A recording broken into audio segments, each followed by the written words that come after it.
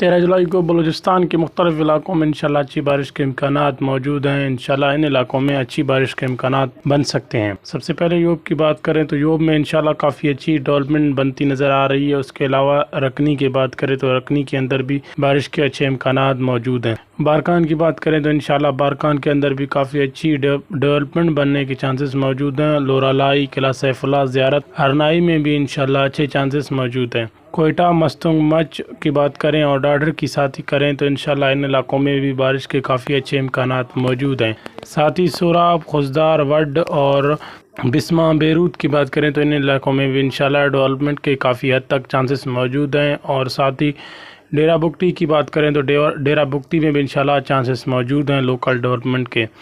साथ ही सिब्बी की बात करें, सिब्बी, तली, लूनी, खज्जक, कोड़क और उसके अलावा सुल्तान कोट, इन इलाकों में भी इंशाल्लाह चांसेस बन सकते हैं। शर्त यह है कि करीबी इलाकों वाले डेवलपमेंट जो है मजबूत हुई तो इन इलाकों में इंशाल्लाह बारिश के चांसेस मौजूद हैं।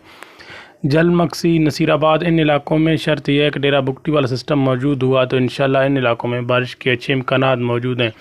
उसी के अलावा सोराब, नोशकी, खारान की बात करें तो इन इलाकों में इंशाल्लाह बारिश के इम्कानात अगले चंद दिनों तक हो सकते हैं, लेकिन आज रात बहुत कम इम्कानात मौजूद हैं। वाशिक, पंजगूर, अवरान, बदरिंग और बेला की बात करें तो इन इलाकों में भी इंशाल्लाह बारिश के काफ़ी हद तक कम